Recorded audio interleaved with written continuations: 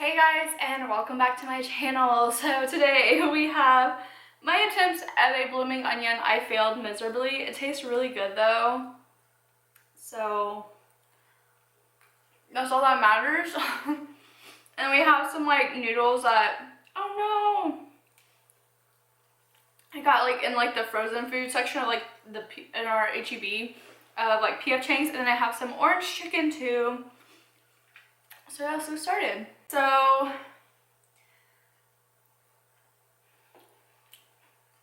it's good. It's not the best, but it's good.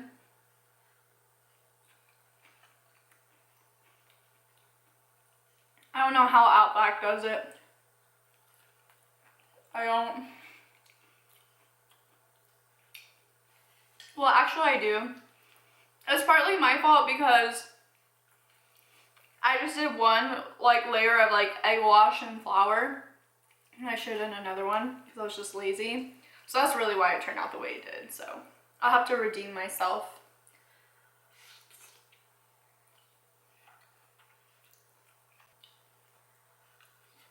The chicken though, good. So today we are talking about another Florida murder. Mukbang was also one that took place in Florida.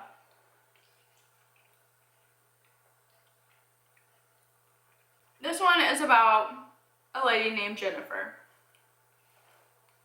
Now, according to the articles I've read, Jennifer and her husband Richard, they were married from like 93 or something like that, all the way up until I believe like 2010 or 2014. I can't remember which one. But they were married for a very, very long time, let's just say that.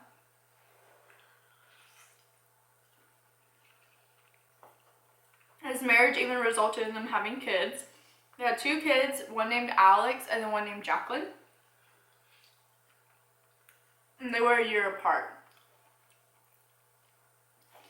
I believe that like at the time that everything happens, I believe in 2014, which is when like whatever, well, is when the crime takes place. Alex was 16, I want to say Alice. Jacqueline was 15. It seems like they lived a very nice lifestyle. From my understanding from one of the articles I read, apparently before the house that they, like the last house that they purchased, the one before that they had sold, I think like sold for like $1.1 million, and it was in the same neighborhood or like in the same area. And also too, the husband, that's what he did for a living. He sold multi-million-dollar homes.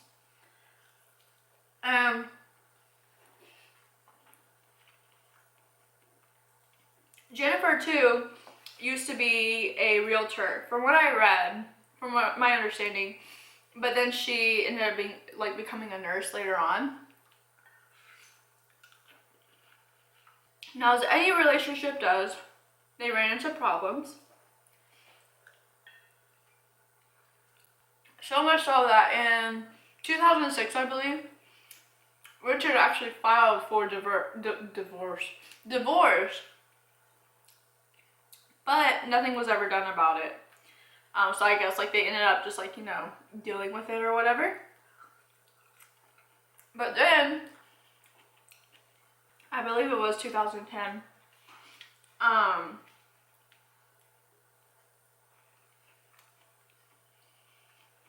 Jennifer filed for divorce. I believe in 2013 or 2012 it was finally like finalized. And so this is where it gets really tricky. So it seems as though for the last years of their marriage that Jennifer wasn't working, or that she wasn't really like the one, like she wasn't the one that made the most money, it seems like, out of the two. And that he was the one, and like the reason why they could afford their like lavish lifestyle. And so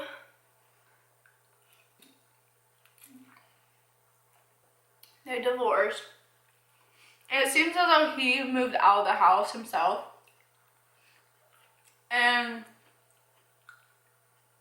it seems like that's what Jennifer wanted, because there are court documents of her like filing court, like it's on the record that she has filed that she didn't want him living with her because he was like verbally and emotionally abusive.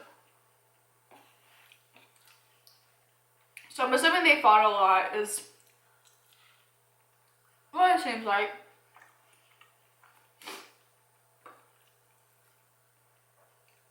So he moves out.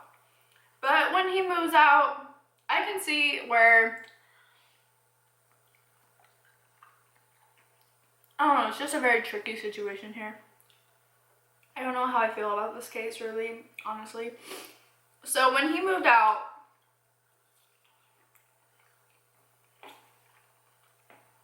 he refused to help her in any way.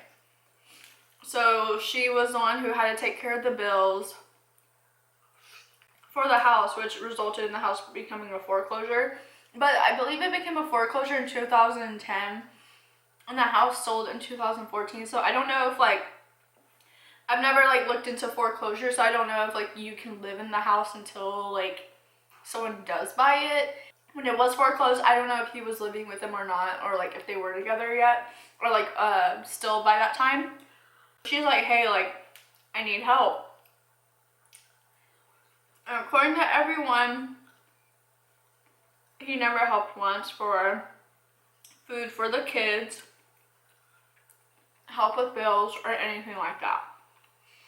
And the kids both were very, very talented, and they both went to this like really prestigious like private music school in their area. So she also had those expenses and whatnot that she had to take care of and was struggling. And so she was ended up working like two jobs, I believe. She would work like a 12-hour nurse shift and then another job. But she just couldn't do it. No. All this like, I guess pent up in like anger and just like resentment and just stress finally reached her boiling point. In January of 2014, Richard wakes up to an email from his soon-to-be ex-wife. In the email she goes, I'm gonna kill myself and I'm going to kill the kids. So he's freaking out. He rushes on over to the house and he finds a pretty gruesome discovery. I believe he walked in and he could see like blood coming from the bedroom door. So he's on the phone with 911. And the 911 calls too, like you just feel so bad because you can tell that like he really did love his kids. I don't think he really cared about, I mean he probably did care about the ex-wife, but he didn't like, I don't think he loved her anymore, you know? So on the 911 call, I think he's just like, oh my god, like what did she do? What did she do? Oh my gosh, like you could tell that he was very like upset. So the 911 dispatch tells him, because he's also with the neighbor too, because he got the neighbor and was like, hey, like will you come in with me? I guess just in case, like I don't think he thought that she would have already done it by then. So he was like, hey, like just in case something happens, like come inside with me. So the 911 dispatch is like, hey, like don't, like, go back outside, wait outside for someone to get here. And so he's like, no, no, no, no, like, I need to make sure my kids are okay. And he goes to the son's room, and the son is balled up in the fetal position. So, I don't know, it's very weird, because both the son and the daughter were found in fetal positions. So, I don't know if, like, maybe they were trying to, like, shield themselves from their mom, or maybe they were just sleeping and she did it in their sleep, because this did happen at like 7 to 8 in the morning. So it's just weird. I don't know, I couldn't really get any information about that from like articles on like if they believe that the kids were alive or if the kids were shielding themselves. But he goes and he checks the son, and there is blood coming from his like ear, I think he was saying, and then like also just coming from his head. So he was shot in the head I believe in the back of the head too, so that's what also makes me think maybe they were asleep, and maybe that's just how they sleep. Because I do like to sleep like balled up, kind of like almost in a fetal position too. Then he goes to the wife's room. Either the wife's room or the daughter's room. But they were together. The daughter was balled up in a fetal position. And the mom was kind of like, not holding her, but the mom was next to her. And the rifle, I believe it was a rifle, or some type of like shotgun, I don't know, was like in between her legs, so I guess she like shot it up that way or whatnot, facing her face. And on the 911 call, you can hear him say like, oh my god, like her face is gone, like it's gone. So, pretty gruesome. Days leading up to it. People are really shocked about it. The dad was instantly ruled out as a suspect. Like, it was pretty obvious, just from the evidence that she did act alone. I think even that day too, she even messaged like, I think one of her cousins or like a friend or something, and like kind of hinted to like, oh, like something bad is about to happen basically. And then friends and neighbors too were saying that the days leading up to what happened, like the murder suicide, that she looked very like lost and distant, and just like she didn't seem like herself. Apparently like she was very like lively, like, and very like loving and whatnot, and I think she just like reached a point where she just couldn't like handle it anymore, is what it seems like. It's really sad though, because it's like bills were way past due. Their house was foreclosed and was finally sold, so she had to move out.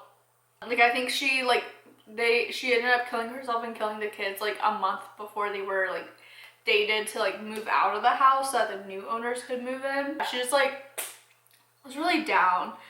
I don't know like how I feel about this case. Like I don't blame the dad at all, because also too, like, you gotta think about when they're going through a divorce, like, yeah, he probably did like take care of his kids and help his kids out when they were like in his custody, but it does seem like he did not help at all like when she was struggling.